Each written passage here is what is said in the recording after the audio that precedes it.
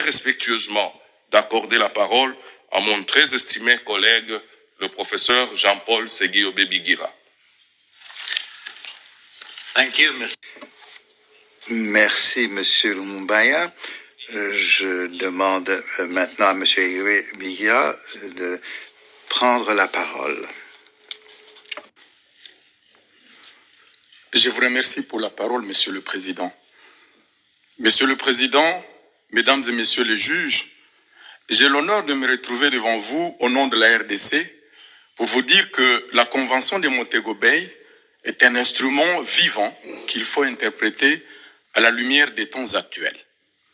Cette constitution des océans, loin d'être l'expression d'une norme figée, appelle de vous, comme son gardien, de dire l'oracle qui révèle l'implicite et l'impensé. Je voudrais le faire en deux moments.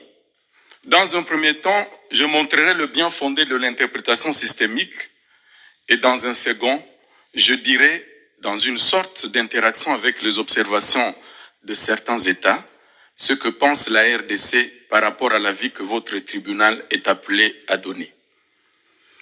Dans un premier moment, pour répondre aux questions qui vous ont été posées, la RDC pense que l'interprétation systémique reste pertinente. Elle permet de dégager entre le conservatisme et la temporalité juridique écologique du moment des obligations concrètes. En s'articulant à la fois de manière synchronique et diachronique, l'interprétation systémique facilite notamment que la Convention sur le droit de la mer soit comprise au regard d'autres règles pertinentes du droit international contemporain. En prenant appui sur le contexte d'énonciation et celui de l'application de la Convention de Montego Bay, à l'ère où les changements du climat révèlent régulièrement la vulnérabilité de la Terre, l'interprétation systémique permet de dégager et de comprendre la pensée immanente de la constitution des océans en ces temps où les divergences d'intérêts ont accentué le risque de fragmentation, chacun tirant parti du désaccord sur les mesures urgentes à prendre.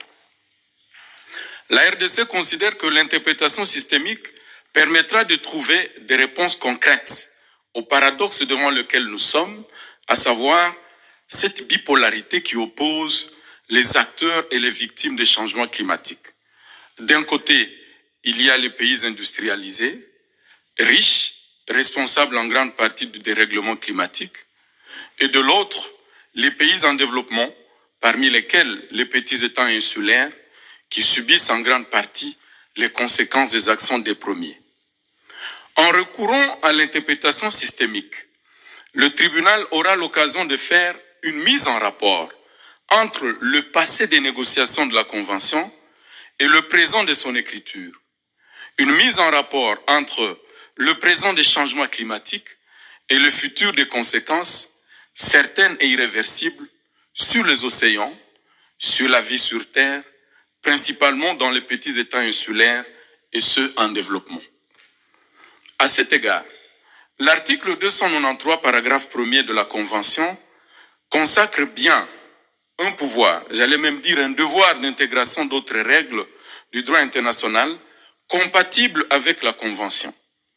Il en résulte que, comme l'indique d'ailleurs aussi la France, la Norvège, les Pays-Bas ou l'Italie, la Convention cadre sur les changements climatiques et l'accord de Paris sont pertinents pour répondre aux questions posées à votre tribunal. La RDC a exposé dans ses observations écrites qu'il en va de même du droit international des droits humains.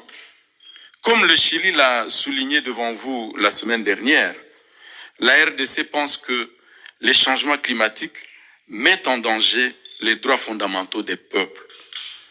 Outre le droit à l'autodétermination qui est en péril par l'action de certains États, dont les conséquences sur les océans menacent l'existence de petits États insulaires, le dérèglement du climat porte atteinte à plusieurs droits de l'homme, dont le droit à la vie, le droit à la santé, le droit à un environnement sain. Monsieur le Président, dans un deuxième moment, je voudrais apporter des précisions qu'appellent certaines observations des parties à la présente procédure. Premièrement, Certains États ont insisté que le tribunal doit se limiter à répondre aux questions selon la lex lata et non la lex ferenda. Ceci est incontestable, mais ne signifie pas qu'il faut consacrer une interprétation restrictive de la Convention qui ne trouverait aucune base dans les règles d'interprétation du droit des traités.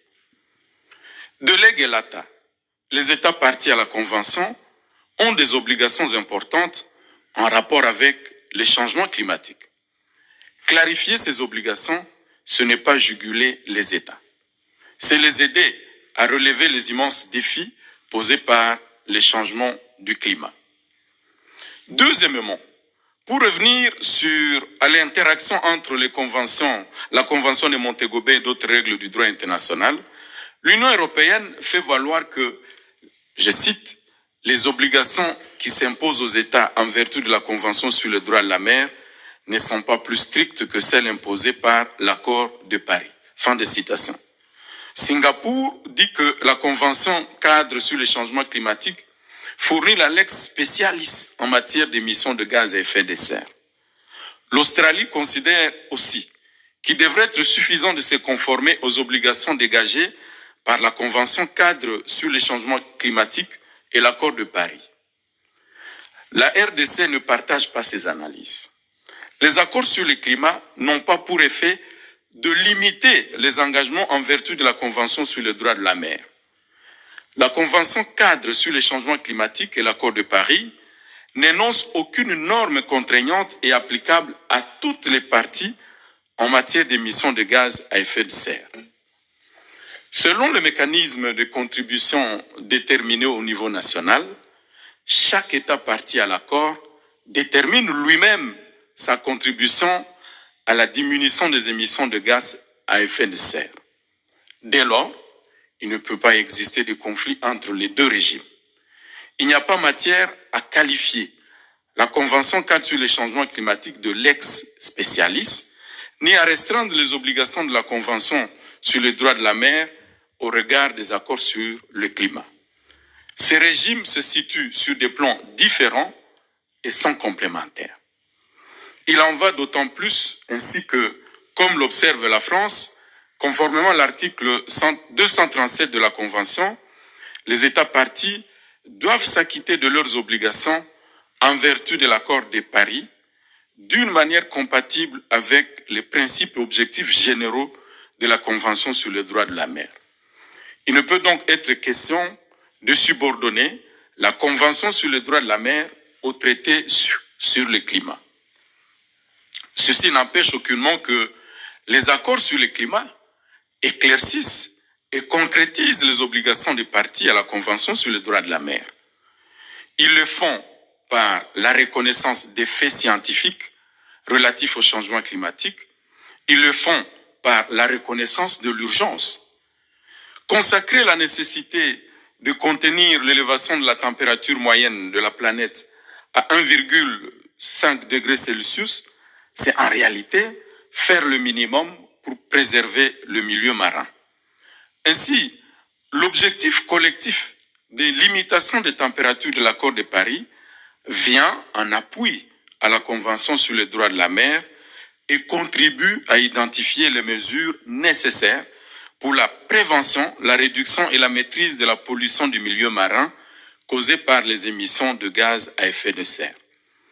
La RDC précise qu'il s'agit, selon l'article 194, de prendre toutes les mesures nécessaires et de mettre en œuvre les moyens les plus adaptés dont les États disposent en fonction de leurs capacités. L'article 194, paragraphe 3, utilise les termes « autant que possible » et en anglais « to the fullest possible extent » qui se traduit littéralement comme « de la manière la plus complète possible ». Il s'agit donc pour les États partis de faire le plus grand effort concevable. Cela s'impose particulièrement pour les changements climatiques au regard précisément de l'urgence reconnue par les traités sur le climat. En terminant ce point, je voudrais revenir sur une analyse faite devant votre tribunal à propos de la notion de nécessaire comme signifiant indispensable. Nous sommes bien d'accord qu'il est indispensable d'agir. Cependant, Monsieur le Président, nous ne croyons pas que la notion de nécessaire doit, dans la présente affaire, être assimilée à indispensable. Dire qu'il faut faire l'indispensable est plus restrictif que faire le nécessaire. Cela revient à dire qu'il faut faire seulement le strict nécessaire. Or, en l'espèce, il faut faire tout le nécessaire et même tout ce qui est utile. Monsieur le Président, Mesdames et Messieurs les juges, je vous remercie de m'avoir prêté votre attention et vous prie respectueusement d'accorder la parole à mon collègue Nicolas Angélé. Thank you, Mr. Merci, maître.